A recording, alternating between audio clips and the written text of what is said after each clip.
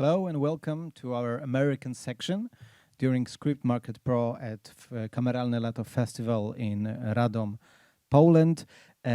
Before I introduced, yesterday we talked to Stanley Nelson. Before I introduced today's guest, I want to once again mention and thank for the support of the Embassy of the United States of America and American Corner in Radom. With their support, we are doing these webinars. And please welcome, I'd like to welcome Jane DRAKE BRODY, casting director, actress, acting teacher. Hello, Jane. Hi, how are you? I'm very well. Nice to see you too. I'm very well. I know you're in northern Michigan. I am way up in the woods. Yeah, teaching high school kids. Great. I hope it doesn't end like, American slasher film, because that's I'm a big horror fan. So, when I say when I hear about young people in the woods, I immediately think about, Friday the 13th and so on. But let's hope not. Only an outraged acting teacher. I think that would be the only thing. Yeah, but it still may be scary for some, Vince. That's right. Yeah.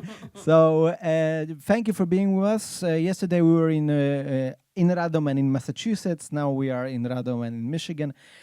Jane, you are, like I mentioned, a casting director, but also an actress and an acting teacher, which is an interesting combination, and I want to talk about that. But first, because the title of our talk is the role of casting in making of the film, the process of the making of the film. And what are, in your opinion, how do you define the casting director role in the development of the film, in the pre-production, and what are the main qualities the casting director should possess, in your opinion? Well, I think that the main role of the casting director is to provide a healthy menu of actors for the director who may not know the actors at all. And the other, as well as being very aware of all the actors in their vicinity. Casting tends to be a location thing, not just national. So if I were in Poland, I'd have to know all the actors in Poland and also the adjoining countries where I might hire actors. So I have to stay on top of the acting pool from which I draw. I also need to be expert in script. I've got to be able to read the script and know what it needs, not what those people are supposed to look like, but the kind of engines that are needed to get the script up to speed. And actors, while actors are saying, well, I can act it, it's better for a casting person to be able to make sure that if I woke the actor up in the middle of the night and said, do the script, it would be a default position for them. That would be something that they would naturally do, not all kinds of stuff they had to work really to create a character or anything like that. I also need to know the director's prior work. So I'd have to watch all of his or her films and see what their taste is. So sometimes it's very obvious, ordinary. Sometimes it's not so obvious. I worked for one director who seemed to have cast all the actors based on their hair. I didn't think it was all that good, but I knew I needed to bring in some kind of hair to meet him. I also need to know if the director is an actor's director or more likely a film director. Now, a film director's skill is in putting together the pieces of the puzzle that he has preconceived. He or she, however, also needs to, on the set, realize when they're working, be able to see what the actor can give or not. Some directors are very good at that. Others want exactly what they think they want. It's very individual. I think, so those are, I think, your major things that you need to do as a casting director. I think that there are different kinds of casting directors. Some of us come from a literary background. Some of us come from a film background. Some of us come from an agenting background. Some of us come from nowhere at all. what determines whether you're going to be any good at it is your ability to insightfully read the script and to help the director to keep from shooting him or herself in the foot. So it's kind of like being a shepherd, I think, sometimes, that the director may like one thing and you know this is not going to get the work done. But, you know, I think that in the history of casting, most of us have been women. And I think it's for a good reason. Many, many casting directors like myself could actually direct, but because of the way the industry evolved, that wasn't an open door for many of us. So many of us have those kinds of understandings of the script, but went into casting because we couldn't. I didn't go into casting because I wasn't allowed to direct films. That's not the case. But I think many people did. Many people went into casting for that reason. So what did you ask me? What are the qualities needed? Yeah. The second question was, what are, in your opinion, the main qualities you have to possess to be a casting director? You partly answered that question already because you mentioned a few, but maybe there is something you want to add. Well, there's politics. Politics. And I don't mean like Democrats and Republicans. I mean the politics of negotiating between the studio, the director, the producer, and if they've got a big star in the lead. Those are political questions that you have to deal with as a casting person. You've got to know where the power is in the room. While it may be a director, that director may have no power at all. It may all be with the studio execs, or it may all be with the line director or the second AD or the first AD. Actually, I mean, you just don't know, because while a director may have a title. First AD, you mean first assistant director, yeah? Yeah. Sometimes the first AD is very, very, very important, because the first, if you're doing if you're doing like a TV show, for instance, the first AD will be on for the entire time and the directors will come and go. It's not the same as in film, but nonetheless, there's a lot of people in the room, and I think the sensitivity to the politics of the room, very important. Who is it that I have to please? If the producer wants, let's say, a stunning, sexy blonde woman, and the director wants his girlfriend in the role, not an unusual thing, right? That's not unusual for a director to say my girlfriend or somebody I know or I've worked with before. Then my job is to negotiate in a way between those two people without ever saying it. It's manipulative. So it depends on when I schedule the actor to come in, before lunch, after lunch, first of the day, last of the day. All of those things are going to play into the kind of game. Yes. As a matter of fact, I was once working on a film about Al Capone and all of the gangsters. And we had to get a gangster whose name is Babyface Nelson. And I knew who I wanted in the role. I knew it had to be Kurt, my student. Well, he wasn't a student then, but an actor named Kurt. And so what I did was, when they were trying to figure out who Babyface Nelson is, I had my assistant bring up Kurt's film. The director and producer didn't see what I was doing. We had pictures taped to the wall for all the roles. They were on, covering the wall, and then first, second, and third position on the wall. And everybody's walking around going, well, I think he should be first, I think he should be second, I think he should be third. And so I had Kurt's tape pulled up, and they were debating Babyface, and I gave the high sign to my assistant, and I said, what about this guy? I think he's got a baby face. And they were so happy to have that decision taken off of them. He was a good actor, that he just was immediately cast. But I couldn't say to them, you need to cast this person in that room at that time with that director. There's another director who'll say, I don't know, who should I use? And I'll say, so-and-so is good, but I've got to also know what his or her background is. So if I understand you correctly, you sort of have to balance a few things, like, of course, the what's best for the film and for the story, the artistic part, what's best, politics. you mentioned that being Mm-hmm. aware of the power dynamics, and when and what you should do, and maybe sometimes also you know a, a desire to maybe give a chance to someone to a young actor who's very talented but hasn't made a breakthrough yet. Right. Yes. Yes. For instance, Michael Shannon, who you may know from Shape of Water, he's a student of mine since the time he was like 16 or 17, and a big, funny looking guy, hard to get somebody to take a look at him. And one of my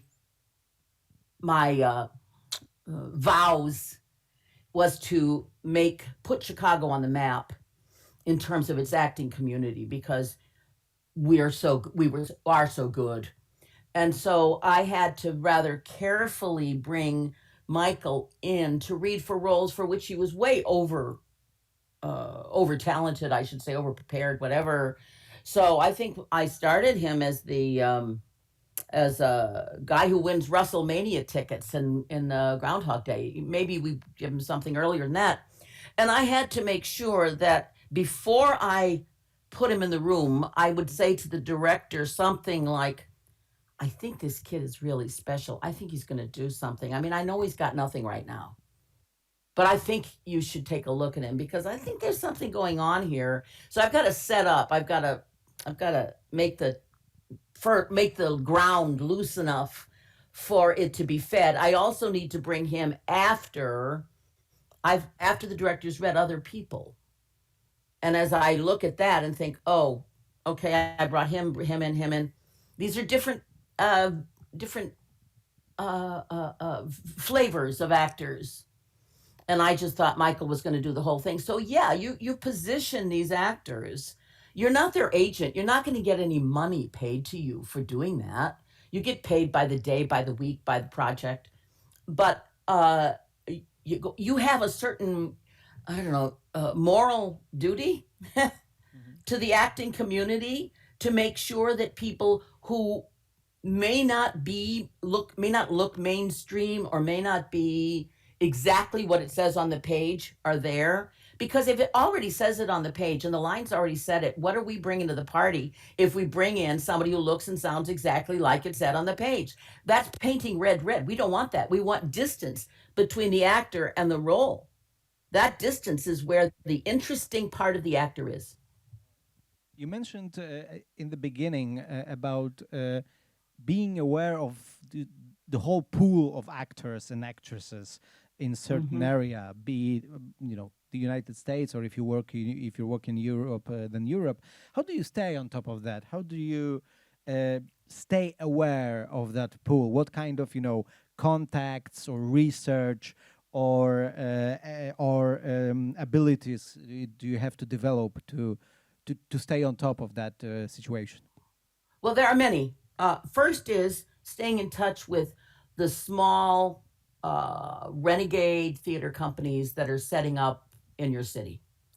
Those are the people that are going to be somebody tomorrow. So I would go to see all of those, or send somebody from my office to see all of those shows. I would look at all the reviews if I couldn't see the show. And so that's one way. The next way is staying on touch with the artistic training schools. I don't know. We have in Chicago, there are like 4 or 5, maybe 6 really good professional caliber schools that you need to pay attention to. That means going and sitting in on a class, or watching a little showcase they do, or staying on top of that. I think the other part is listening to the agents who may have people coming in that are not in the pool. They're new to town. You want to see them. You want to have interviews with them. If people have already done film and television, you stay on top of that. You watch whatever they have. There's Actors Access. I think I don't know if you have that in Poland, but it's a website where actors post their pictures and their resumes and their videos, so that you can go and look at it that way. I think, and also I would go to big audition fairs. that they have here. I don't know if you have them there, but like 150 people would come in and do a monologue every 2 minutes. So you'd sit there for 2 or 3 days watching actors do their monologues, and keep the pictures of people who might be helpful to you in future projects or in the project you're working on. So keeping records is a big part of it, for me anyway. I imagine you mentioned the theater. You mentioned Yes. theater shows and plays. You have to keep you have to keep your tabs on. But also, I imagine that the good casting director also has to watch a lot of films and also has to be aware of what's going on in other projects. I remember the story, I think, how James Gandolfini was cast in The Sopranos in the lead role.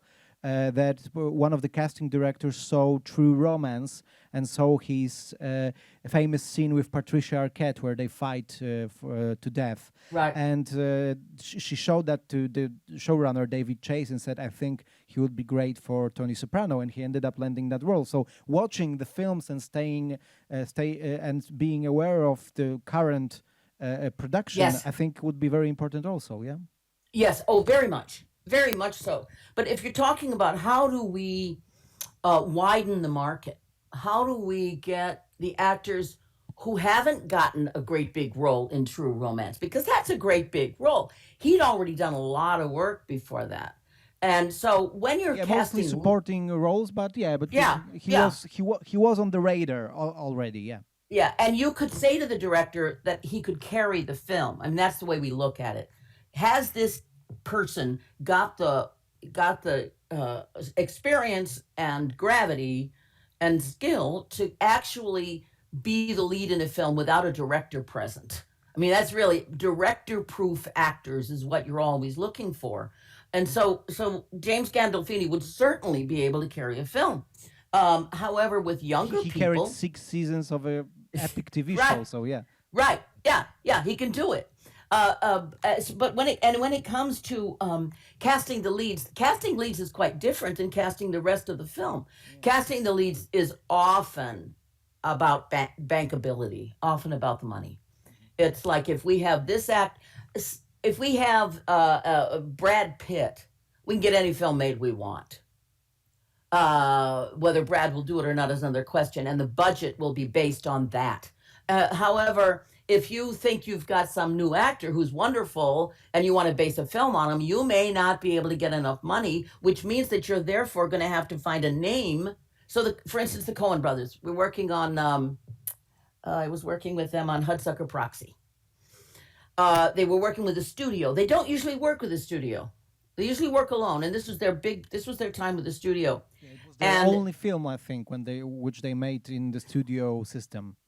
Yes, and they didn't like it at all because they couldn't cast whoever they wanted to. And I'm not going to tell you the actor that they didn't want, but when you look at the film, it is uneven in various roles and very much not really a Coen brothers film because the studio's always there at making the choices for the directors. The rest of their films are obviously theirs. There is no question. Now, how do they cast? They everybody you bring in for the Coen brothers has to have some darkness in them. There's nobody, they don't respond to actors who would do a lot of commercials. Nothing wrong with actors who do commercials. I did a lot of commercials. But they respond to the darkness in a human being, and they seem to be able to feel that. So when you're working with them, you've got to know the acting pool more deeply than if you were working with, what's his name? Somebody else. So if I'm working on To Sir with Love, right? And I'm working with, for you, quick. Who directed Paper Moon? Paper Moon? Yeah. I can't remember. What's his name? One of the most important film critics and directors in the world. Damn it. Peter Bogdanovich. Yes. Okay. So I'm working with Peter Bogdanovich. Peter Bogdanovich really doesn't care about the actors.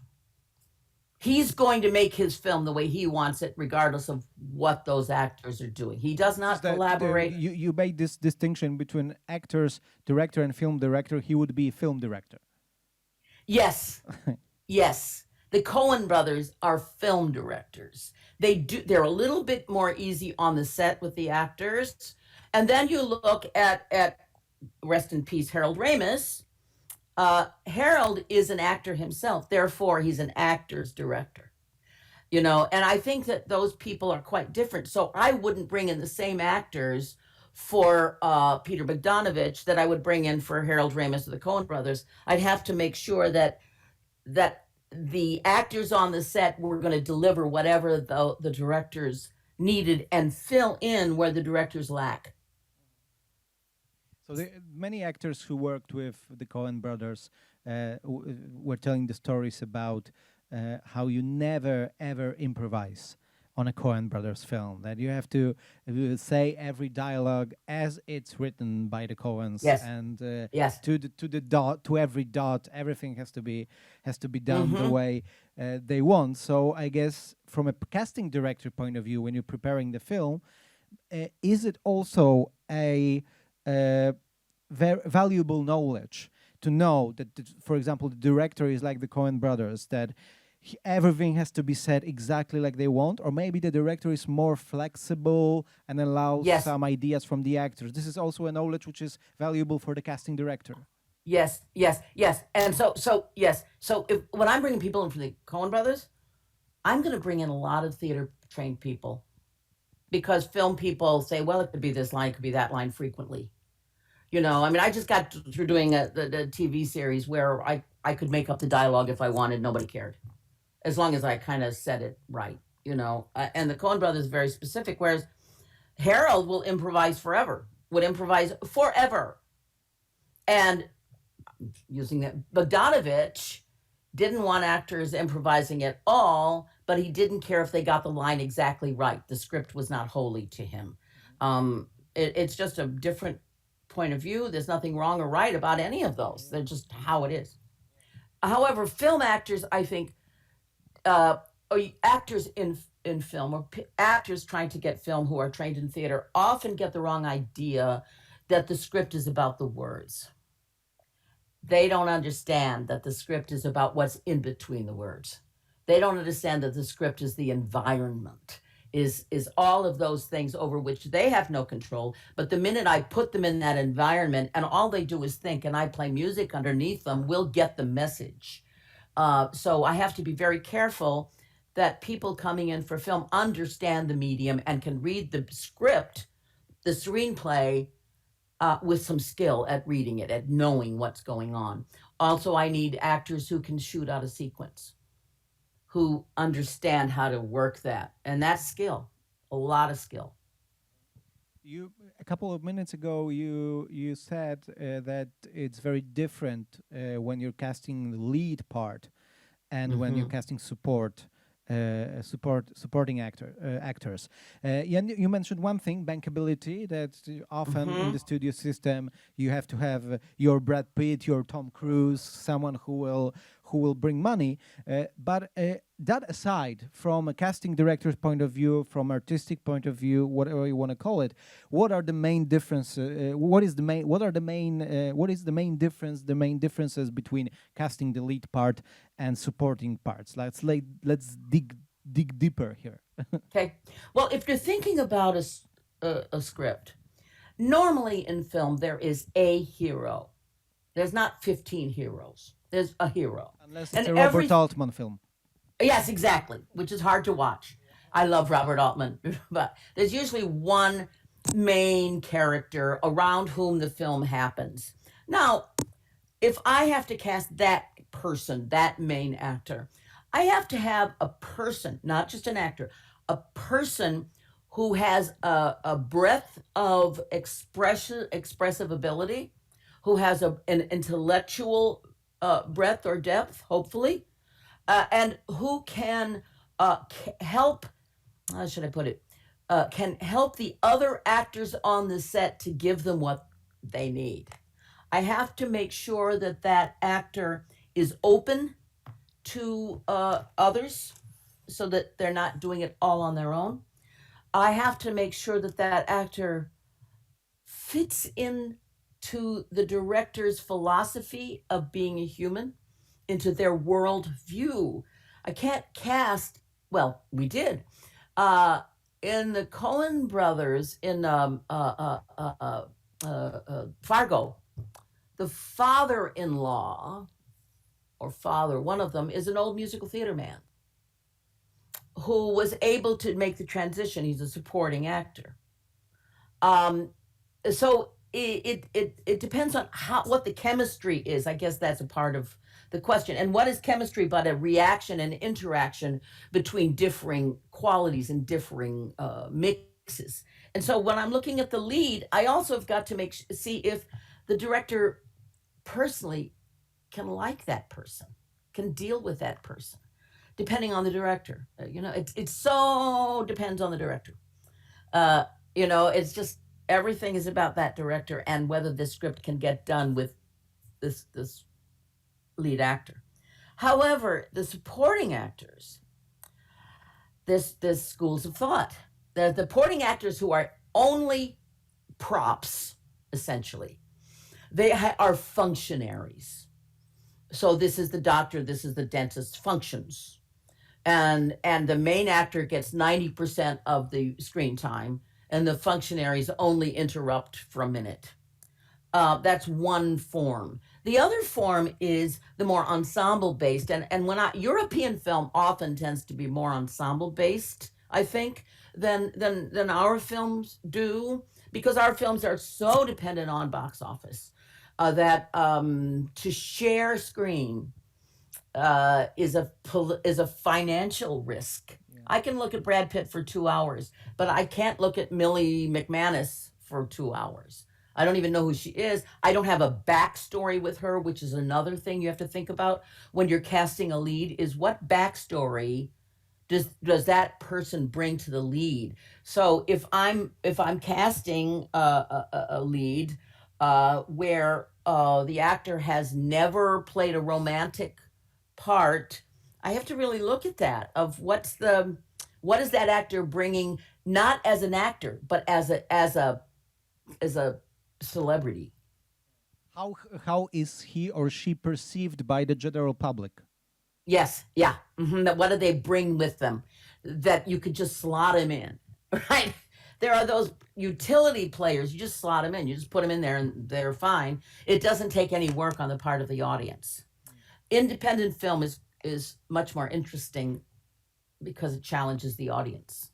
Yeah. European film is more interesting, to me anyway, English film, that because it challenges the audience and says, look, it's not everybody who is a hero looks like a hero. Not everybody who is in love is young and beautiful, and I think one of my jobs as a casting person was to widen that, was to move that out, to make the world look at people who were different, to say to the director, to put it in his face, okay, why isn't this nurse a black guy?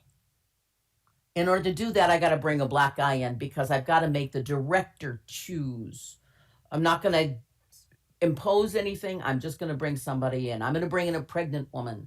I have to diversify the field. I have to make it look like the world, even if it's not in the world of that, let us say, very sexist director. Maybe the director, doesn't see women in any place other than at home. I mean, that's possible. I mean, it's not that usual, but I have to make sure that I've covered the bases morally and ethically as well as artistically. Mm-hmm. That is, I think, a very something very refreshing to me to hear that you take. You view your work, your job, not only through artistic lenses, not only through sort of financial lenses, but also for this moral and ethical lenses. And but coming back to the artistic lenses, if there is a situation, because coming back to the casting leading part and the bankability of a lead actor. Do you then think to yourself that, okay, we have to have a bankable star in the lead role. But how do maybe we can find a bankable star who actually is a very good and interesting actor, because Yes. that's not always the case. These two sometimes don't go Right. with one another. So is this your approach? Yes, of course. Yes, of course. I mean, you can't, depending on the director, you can't impose bad. How should I put it? This lead actor is going to have to bring in most of the money in the budget. Doesn't matter if he or she is bankable in this very moment, if you know that he or she will be bankable in 2 years or next year or once this film is released. So, for instance, Sound of Metal. You know that Sound of Metal? Yeah, Has yeah, we that had gotten it there yet? in cinemas in Poland. Yeah, Okay. Well, Paul Racy, the guy who plays the counselor, great has performance. he's a former student of mine and a friend of mine, and he had so much trouble being cast until it got so specific that they only had 5 people, and so they cast Paul because he had deaf parents and he could handle it, and that's very rare. That is so rare, and that's an independent film. If we're casting a film with a studio, the people who are running the studios are not artistic people. Not usually. Usually they're business people. They wouldn't know a good actor and smacked him in the face. And that's not unusual. So one of the things that you have to do is to, if you're going to go with a lead who is not a star, you're going to have to do some real campaigning work using their other film, bringing in other people who you're not going to bring in people who aren't as good as that actor. You're not going to do that. You're going to bring in people who have equal amounts of whatever talent may be, maybe even more bankable, but who somehow aren't the role. So if I bring in somebody, if I know Mike Shannon's got to do the role, I know it's him. That's in my head. In my office, we've all talked about who are the 5 best actors for this role if we had all the money in the world.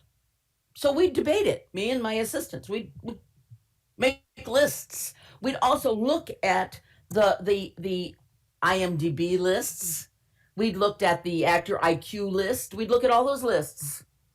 And so we're going to narrow our range first, because you can't pick from a million people. We got to narrow the range to the people who are probable, possible, and will bring something exciting new to the role. So when I go into that casting, when I'm sending the casting, sitting with the director or however we're doing it, I need to be able to specifically say, this guy brings X to the role. This guy brings Y to the role. Let us take a look at what the whole film is and what you need in that lead in order to expand the meaning. And so it depends on what that actor as a human brings to the role, not as an actor. Actors are actors, but why is he at the party and nobody else? Does that make sense? It's also subjective. Yeah, I understand. It does make sense. It does make sense. When you because you were talking now about sort of we were talking about being aware of the pool of the actor acting pool. Let's say let's call it that. You were talking about preparation, like talking in your office with your collaborators, co-workers, who is best for the part. When it comes to an actual audition, or self tapes or whatever it is, what are the criteria you use, apart from the obvious ones that you know the director, you know the story, you're thinking this guy or this woman is great for the part? What are the criteria and the qualities that you really think you really deem important when judging people at audition? Well, the first thing is really charisma, watchability. Somebody who you look on the screen, you look again and you go like, oh my goodness. And that may be a tone of voice. It may be the way they look. It may be something inside of them that is bubbling out. So I'm going to look at that. I'm going to look at how truthful they're being. do I believe that that person themselves is going through that experience? Or are they showing me what it would be like if someone else went through the experience? And that's generally the break. The break is when the actors finally figured out that they're not there to create characters, that they're simply there to experience the situation through a different lens. They're a different filter than they themselves exist in. Then you can really do some things. In a self-tape also, I mean, of course, the technical is important. Did they respect the tape enough? Did they respect their work enough to light it well? to have a mic? Because if they're not respecting that, what are they going to do on the set? Right? How are they going to behave if those things don't seem to be important to them? Yeah, I think it's really just the depth of personalization of the material. Sometimes an actor will, and it can be fun, if an actor finishes a scene and they just keep going, improving. That can be fun, depending on the project. But, you know, if they keep, and I've done that many times. I say, okay, keep going. If I'm videoing them, keep going, talk. If they don't have the imagination to do that, to be so much in the moment that they can continue the scene without the lines, then maybe not there, because it's not about the lines. It's about the other person in the scene. And if they're trying to reach another person through the lens or through that other person reading to them, then that's very clear. If they're not so much. I'm a huge Coen Brothers fan, so I will, if you allow me, I will ask some questions about working with them. But also, of course, from the point of view of casting director. But because you mentioned that earlier, that the actors that Coen Brothers really respond to are the actors and the people that can display some kind of darkness. But they have a darkness within them as humans. Yeah. And but Fargo is an interesting. Is an interesting film in that regard, because of course you have all these characters with darkness inside them, but you also have Frances McDormand in the lead role, which is sort of an opposite of darkness. She is like a force she's a force of good in this world. But Frances herself has darkness and gravity that she brings to everything. Okay, that's what I'm talking about. Okay. The human. Yeah. You know, that's what they like. They like complexity. They like things that aren't said. The actor's there to provide what isn't written, what isn't said. Right? That's just good filmmaking, good casting. It's also a interesting film because of the place the place it depicts, and the whole film, the area of the United States in which the whole film takes place, and also the language, the accent. So if you have this kind of world to fill as a casting director, how much does that influence your work? How much did that influence your work on this film? You know, the accent, the local thing, the particular region. I'll tell you the story. I was working with them on Hudsucker in Chicago. And they were doing some scenes in Chicago, and we did some casting there. And they said to me, and I'm from Minnesota. I went to undergraduate school in Minneapolis. And I knew they were from Minneapolis. And we would chat about Minneapolis, you know, about, I don't know, the Fauché Tower buildings, whatever, growing up in Minneapolis. I didn't grow up there, but I went there. And so when they said, oh, we're working on this new film, it said in Minneapolis, I said, oh, let me cast it. I know all the actors in Minneapolis. Very few people knew that weren't in Minneapolis. Knew all the actors in Minneapolis. I knew every last one of them because I made it my business to cover the entire Midwest, not just Chicago.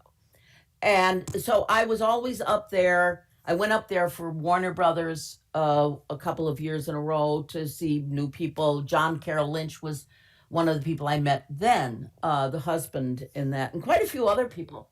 So when they decided to do the film, my friend John called and said, we're going to do it, but I've got main title casting, you don't. I said, John, I want main title casting on this. I'm going to be doing most of the work. And I didn't get it. because he didn't want me to. And that's that. Nonetheless, and I'm still bitter. I'm bitter about it. So, I can understand that. and I had promised the Coens that we could cast at least 90% of the film up there. That's a big promise to make. And it's going to help their budget, right? Because they're not making this with a studio. So when it came to casting, and I went up there and I stayed there for a couple, 3 weeks, I suppose, I had to ask the actors to do the Minnesota dialect. And they all, I mean, not all of them, most of them said, oh, we don't talk like that. It's like, oh, yeah, you do. Yeah, you do. I hear it. And it's like, why are they ashamed of it? Why do they think it's wrong? You know, I mean, it was just very interesting. So I would ask them all to do the dialect, and some of them were politically opposed. They felt it was somehow, I don't know, racist or something. However, the dialect itself is not a hard one to do, really. And I think what it does for the Coen brothers is it makes a slight remove from that culture, and that's where they live. They're always at a slight remove, intellectually, emotionally, from what's going on. And the dialect helps that to happen. And if you look at the film, it is Bill Macy, his wife, Francis and John, they have pretty thick dialects, but not everybody else in the film does, just like life, right? It's just how it goes. And then I forgot the auditions. Am I talking about the auditions for that? So the boys said, I don't want to see, nobody in our film should have dark hair. Everybody should be blonde. So I said, well, that's an interesting request from the director. Yes, it is, isn't it? And I said, well, they could dye their hair. No. They have to be blonde. So everybody's mad at me because I'm only seeing blonde people, right? All the actors are up in arms that they're not getting a read for this show because they're not blonde. And we actually spent 6 more weeks looking for the son, Bill Macy's son in the show, because we couldn't find a blonde kid that they liked. We found some really great kids that they should have used, and I could have pushed harder on that. But you don't push the Coens that far. They're lovely boys. They're lovely. They bring you coffee. They bring you granola. And I remember saying that, no, you guys, you don't bring the I'm the one. I'm the caterer. I bring that stuff. But no, they're not like that. So in the casting, I didn't cast Frances. That's Ethan's wife. I didn't cast Joel's, I think. I mean, Joel's wife, excuse me. I didn't cast Stephen Buscemi. That's their good friend. They've done other films with him. I didn't cast the blonde lead. John Lyons, my partner, had seen that guy when he was in Norway, I think. And then you mean Peter Stormare? Yes. Yeah. Yes. I think he saw them when he was in the theater in Scandinavia somewhere. And so that wasn't my job. I think I cast just about everybody else in Minneapolis, except I couldn't find an American Indian actor in the area who was tough enough. What was fascinating, the American Indians who came in were the funniest, jokingest, most social human beings I had ever met. I couldn't get any of them to be mean. It's the American idea that Indians. I couldn't get them to do it. So we finally got a guy to play Shep, who beats up people. The other person I couldn't get an Asian actor because there's 2 Asian actors in the whole Midwest. For the Mike Yanagita part. Yeah. There are now lots of them, but there weren't at the time. Everybody else was from Minneapolis, small theater, and from the Guthrie. How much, because you're a casting director, but you're also an actress, you're also an acting teacher. How much of a help in your work as a casting director is that? How much the fact that you are an actress yourself and an acting teacher How did that help you with your work as a casting director? Or maybe it was the other way around. Right. Well, my mentor was a man named Michael Shurtleff, and he was one of the major casting directors in the United States. He wrote a book called Audition. And when I started casting, it was because I knew how to get good tape with actors fast because I could talk to them in a way they could understand. And so my acting teaching helped tremendously. My videos were better than anybody else's videos. And that's how we were doing it. I would send the video. We didn't get to be live until after the directors and producers looked at the videos we'd done. And so, yeah, it was a vital. Also, see, as an actress, I can't give that much to an actor in an audition. If I give too much, then I'm doing the performance, not them. I have to keep some little piece aside to make sure that the actor is actually generating the performance rather than me. But as an acting teacher, I don't teach acting like other people teach acting. So what I teach is very much towards getting the actor actively in relationship, and it doesn't what I teach doesn't distinguish between film, theater, TV. To me, it's all the same. And I come from Chicago, where we have tiny little theaters. We have 60 theaters. And I think that's one of the reasons that Chicago is becoming, we've got there's at least 8 TV series shooting in Chicago right now. And God knows how many movies. And I think a part of it is that our actors are based in small theater, small things, so that they don't have to put things on. They don't have to. What was your sort of learning experience in the job of a casting director, and what would you, in terms of really in terms of advice for someone who is a casting director or want to become a casting director? You already said that people are coming into this job from different backgrounds, literary or nowhere at all. Different cases there. But what is the best learning curve you can get? Well, you should know how to take a script apart analytically. You need basic analysis, basic Aristotle would work. After Aristotle, you can look at many other theoreticians of the dynamics of the structure of a story. Robert McKee's book Story is amazing. That's his book. McKee's Story is an amazing text for people who need to learn how to look at a script. Because if you can't look at a script, then you don't eat what it needs. You're in trouble. I think having some experience of how actors work, how they are humanly, is helpful. So when I would have interns in my office, for instance, they would say the actors are acting strangely out in the lobby, and I said, well, they're actors. You have to have some tolerance for people of great difference, because people of great difference are what's interesting to watch on film, not ordinary everyday people, even in the smaller roles. We want people who are bigger than the roles, really, in their personalities. I'll tell you how I got my job. I heard that they were casting I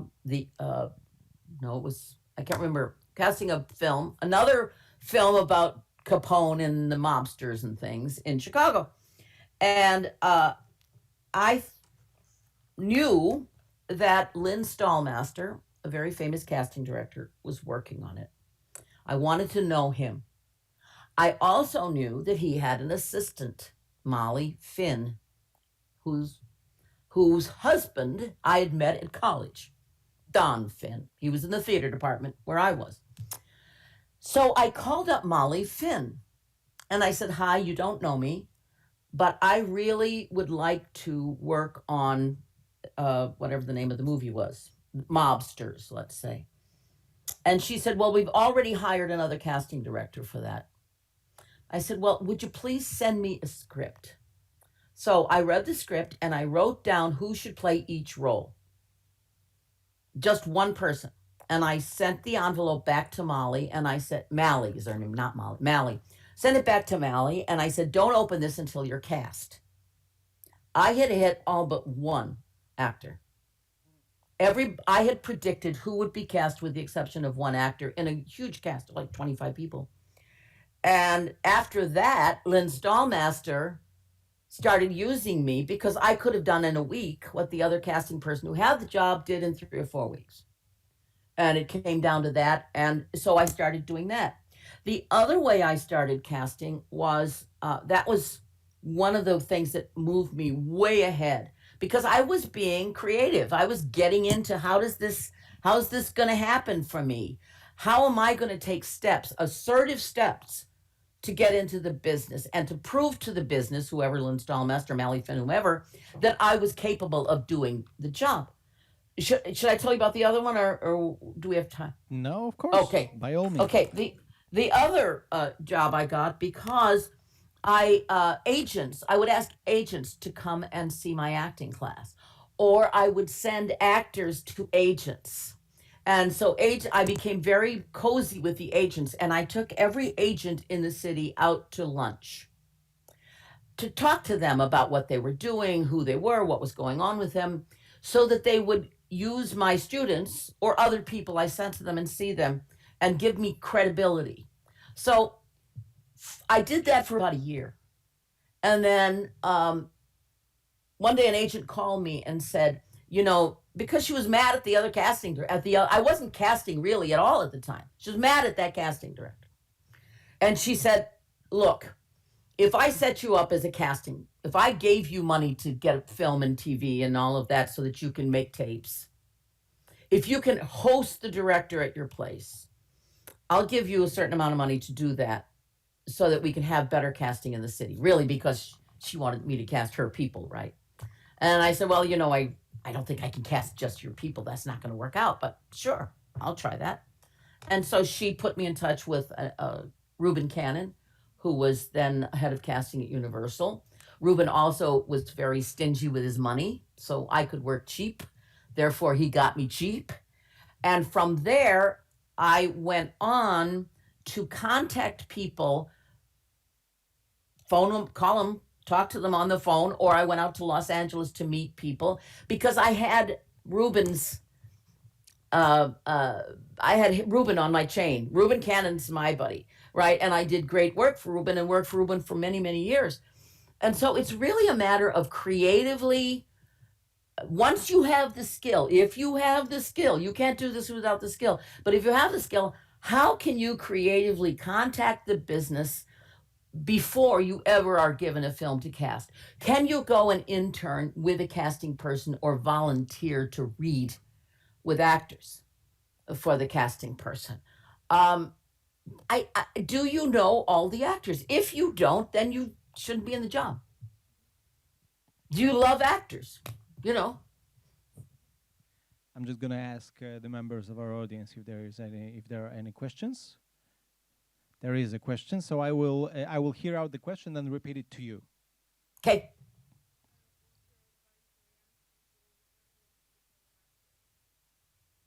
What's your advice to young people who want to become an actor? Oh, well, train, learn your craft, and make a plan. Most actors think God will knock me on the head one day and then I'll become an actor. Nah, you really need to project yourself maybe 5 years ahead. Where do I want to be in 5 years? What exactly do I want to be doing? Not, I'd like to be acting. I'd like to work with the Coen brothers in 5 years. I'd like to, I'd like to be producing and directing my own film in 5 years. That's a little much, but how do I get from point A to point B? I plan it. So in each field, what am I doing? What am I doing educationally to make myself marketable? What am I doing artistically to make myself marketable? Am I doing shows? Am I making small films? Am I connecting with student filmmakers so that I can get some video on myself? At least this is the United States talking. I don't know how you do it there, but that's how we do it. Just to interject, I think the student filmmakers thing also applies to Poland, because we have a lot of student films also. Right. And so once you hook up, and remember, those student filmmakers are going to be the filmmakers of tomorrow. So the other thing is, so I've got educationally, I've got artistically. How am I going to keep myself alive? What job do I have? I think you shouldn't have a job that bores you to tears, that is such a terrible job that you don't want to do it anymore. A lot of actors think they shouldn't take fun in their jobs, their day jobs. I don't think that's a good idea, because then you're just waiting around for things. I think that actually enjoying your job is a good idea. I think making sure that you know, why do actors drop out in the pursuit? Because everybody says no to them for so long. You got to have yeses in your life. And if you have a bad living situation, for instance, and you know, I shouldn't be living, I'm 40 years old, I shouldn't have roommates. You have to take what your expectations of life are into some sort of understanding, so you know in 3 years I need to have made enough money in acting that I don't need to have a roommate. You're going to have to figure out, what do I need? Not what do I want, what do I need in my life? What don't I have in my life? How do I make a 5-year plan to get there? And I think it's 5 years is a natural, normal way to look at it, depending on your age and your gender. What's going on in the business is also an important thing. So some people have rough time between the ages of, let's say, 25 and 32, because they're not, the way they look, the way they behave isn't 25 to 32. It's 55 or it's 18. They're not quite centered yet in who they are. So that's another part of it, is I think determining that you are who you are, and that is enough, that you're the only snowflake in the storm, and allowing that to be, rather than trying to shape yourself into something that you think someone might want. It is your individuality. It's your essence that is marketable, that is beautiful. It is not that you got your teeth fixed and you work out every day and all of that stuff. That isn't where it is, for most of us anyway. And I think too many actors are focused on how they look rather than what they do. Is that an answer for that young lady or young man? It is a young lady, and she just said yes, thank you. Good. Good. Are there any more questions? Another question?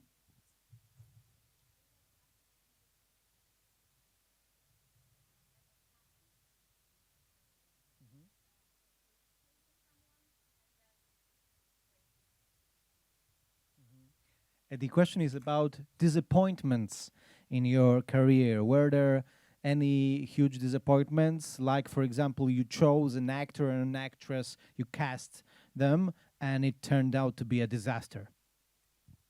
Well, no, not that kind of disaster, because that isn't how a casting director works. I don't tell any director what they need to do, unless maybe someone who was your idea, the director concurred, and it didn't work out. Well, yes. Back to Mike Shannon. I was working with Peter Bogdanovich, and Peter Bogdanovich wanted to cast the entire 42 character show in 4 hours, one of which he went and took lunch. So we cast it as quickly and as well as we could. Got on the set on Monday, and he fired 2 excellent actors, Mike Shannon and Michael Gillio, fired them on the set, let them go. These 2 they were teenagers, young actors. And I wanted to go and shoot him. I was so angry. What was his reasoning behind that decision? I don't think it was his reasoning. I think that it was Sidney Poitier. This is my theory, that Sidney didn't want anybody more interesting or more talented than he on the set. I think that's the case. And I don't think that Peter didn't care. I don't think. By this time, he was so over everything. He just wanted to write film criticism and drink bottled water. I mean, that was what he wanted to do. And it was a TV movie. It was an awful movie. It was a terrible script. I turned it down 6 times. I had turned the damn movie down. And each time they came back to me and said, well, what would you do it if this, if that? Now, it was a very bad experience for me because for me, having actors fired on the set is the most humiliating thing that could happen to anybody. And so they both the actors came to my office, and the producer came over to talk to them about it. But I think that was the worst. I got fired off of a TV series, possibly because I didn't like the people involved in it. And maybe they picked that up. I didn't mean for them to pick it up, but I didn't like them. Maybe that was it. That was really, really hard for me to do that, and to humiliating in that there are only 4 casting directors at the time in Chicago. And so everybody knew that somehow I had failed. You know, I still feel that. I can feel that as I talk about it in my body, that sense of, oh, God, because I'd worked so hard on that. I remember one show I did where the director asked me to bring in a bunch of gangbangers, in other words, thugs from the street. And I literally went and got people who were criminals. Thugs. They were gangbangers. They were kids who probably didn't have a lot of choice in their lives. And I had them sitting in my office, in my studio, and the director came in and said, why are these people here? I said, well, you asked for them. Like, I didn't go out and decide, let me get these guys. And they said, oh, no, I don't need those. And there I am, sitting there with these criminals. And I've got to tell them that they've come here for nothing, right? I mean, the things like that happen a lot. How Or did when they you take don't, it? oh, they weren't happy. They were not happy. But because I'm this little bitty chubby woman, they kind of laughed. You know, they kind of laughed at me. Thank God. I think luckily I was able to get out of it. Another thing that I always, I'm so disappointed when I've got an actor who's equally as good as the LA actor and they choose the LA actor. It's like, come on. And they choose the LA actor because of their resume, because they're scared. And that makes me angry and sad. That's been bad. Any more questions right now? If not, I have one more, if I can, because I'm also interested. You did a lot of films that are different, different genres, different tones. Because we have, for example, Groundhog Day on the one hand and Fargo on the other. How much does the genre influence your work as a casting director? Understanding what genre, what kind of world the film is presenting.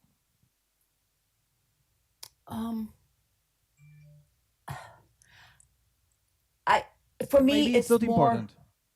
No, it is important, but it's more how the director treats the genre than the genre itself.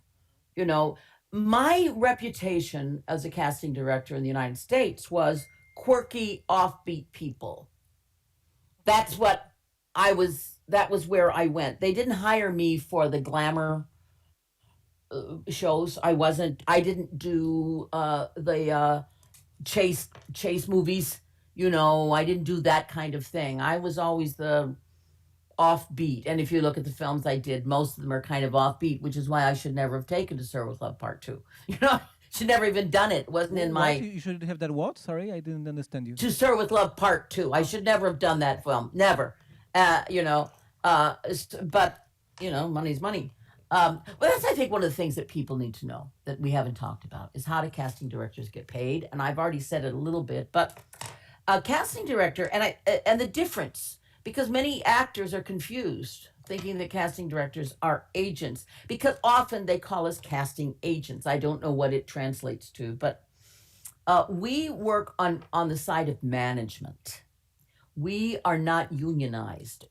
We are paid by our wits only. We don't have a union to help us to do any of that sort of thing. So it's all about your reputation.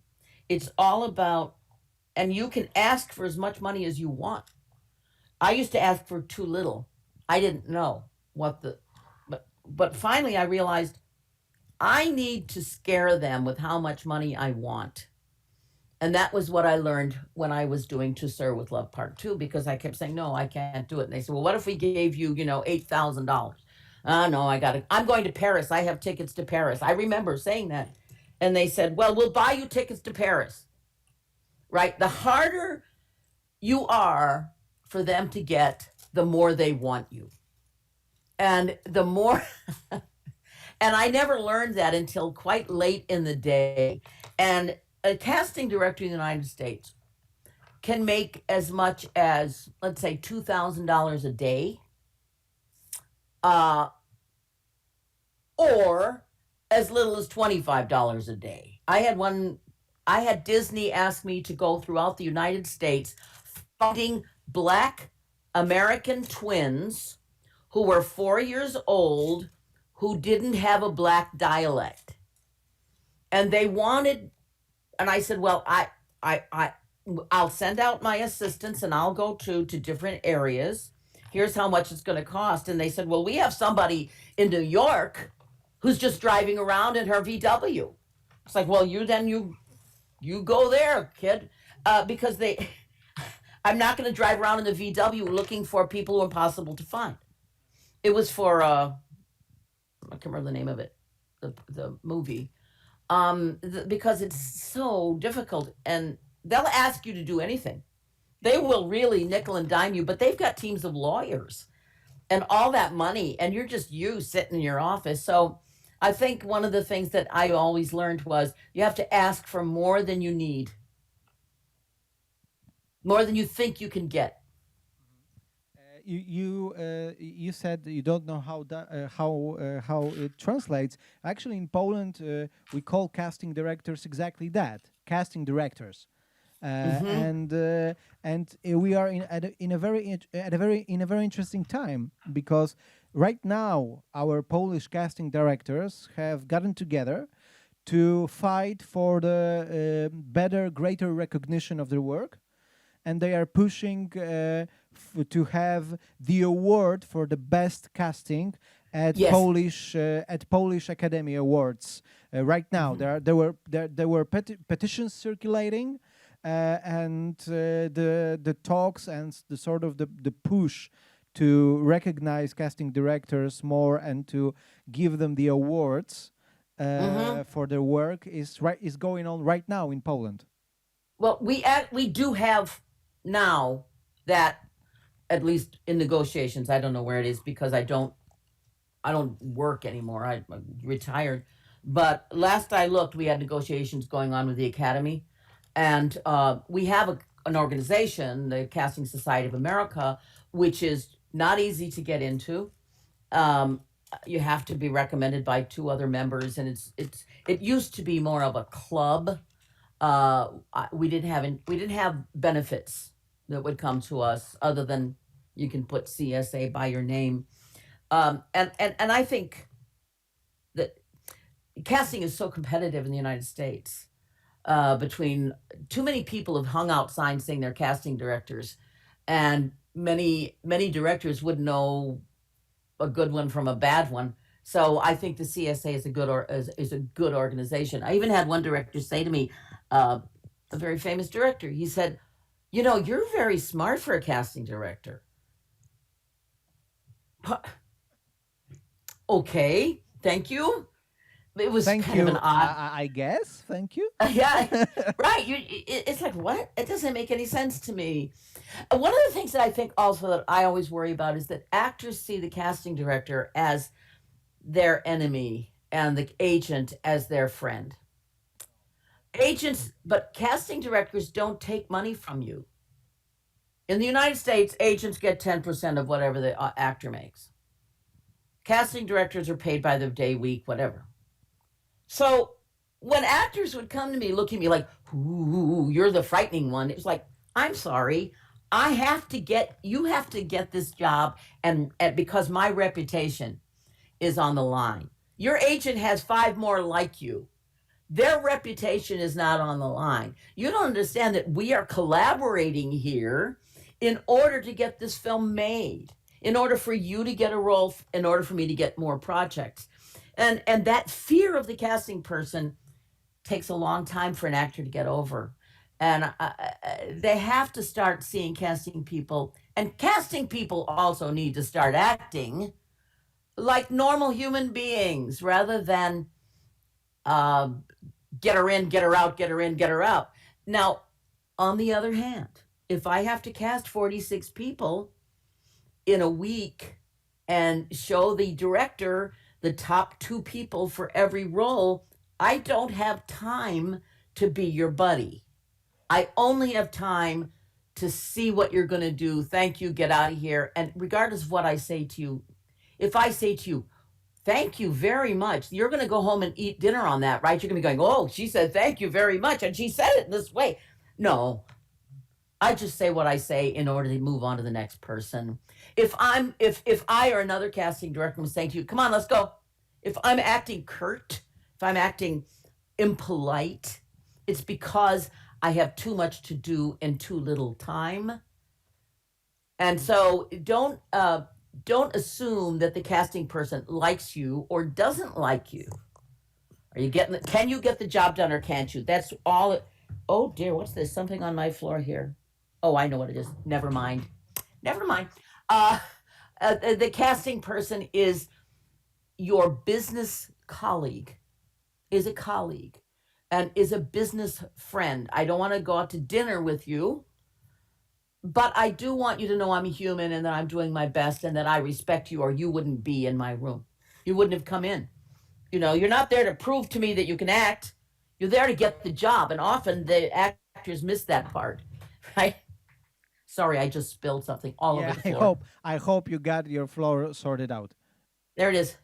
It was a lipstick. It's blood. It's lipstick. I now see, there you are with your horror film problem. Yeah, exactly. It's blood. I was moved to call the police. Hello, Michigan police. Is there any other questions? I think not. If there are some, maybe the last chance. If there is one more question. If not, that I think we can end by sort of stressing that to all the actors and actresses, don't be afraid of the casting director. Yes. No, they're your friend. Take them cookies if they cast you. Yeah, exactly. So thank you very much. Jane DRAKE Brody was with us. Thank you. Thank you for that finding was a time delight. for us. You can't hear them, but there is actually applause, smiles, and people are very happy that you were with us. I want to thank, of course, once again the Embassy of the United States of America and American Corner Radom for supporting our American section here during ScriptMarket.Pro at Festival Kameralne Lato in Radom. Thank you very much for watching. Thank you for the audience, for being with us. And once again, Jane, thank you. Have a nice day in northern Michigan. You too. Thank you. And oh, by the way, I may be coming to Warsaw to do some workshops. Fantastic. Carolina will know. That's a great information. We'll be looking forward to that, and take care. Okay, I'm going to get this off my hands. Bye-bye. Bye. And of course, I invite all of you to other screenings and events at Kameralne Lato in Radom. Thank you.